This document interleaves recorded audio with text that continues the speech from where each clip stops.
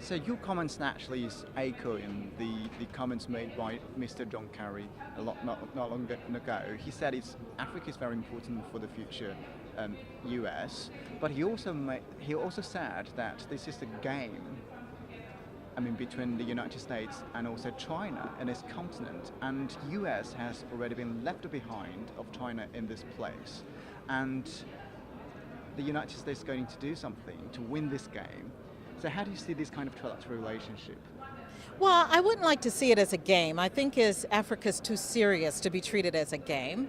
But what I will say is that China has replaced the United States as Africa's largest trading partner. That is a fact. And I think that should be a sign. But what I think would be useful to see some trilateral cooperation between the United States and China. Is it visible? Of course it's feasible as possible. I mean, we in America, we cooperate with China on so many other fronts. I think it's absolutely possible. I think the kind of contributions that America is making to Africa and the significant contributions China is making in terms of infrastructure development are very synergistic. So I think that the trilateral cooperation is possible, and that would really be transformative.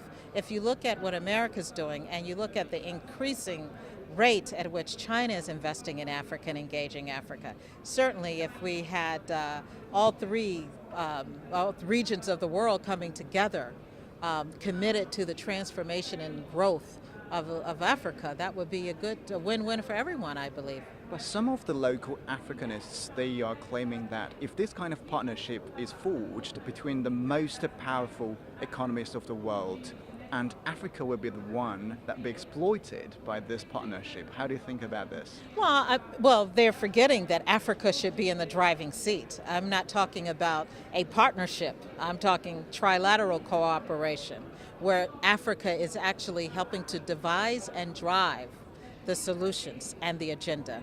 Not one where America and China gets together and decide, okay, how are we going to carve up Africa? That is an outdated old model, didn't work, disgusting.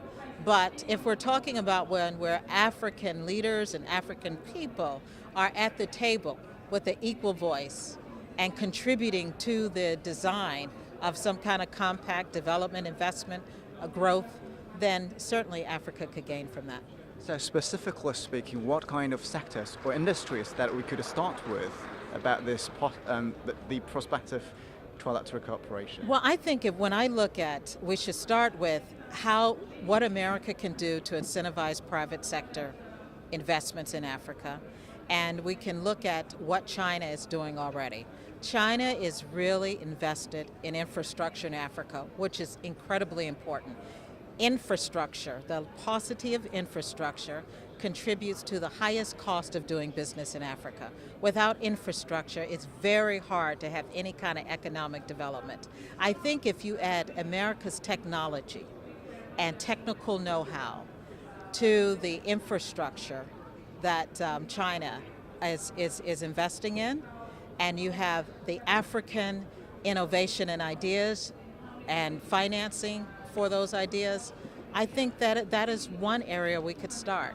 Marrying technology and infrastructure with African innovation, African ideas, African labor, African scientists, and I think that could work. I see no reason why it could.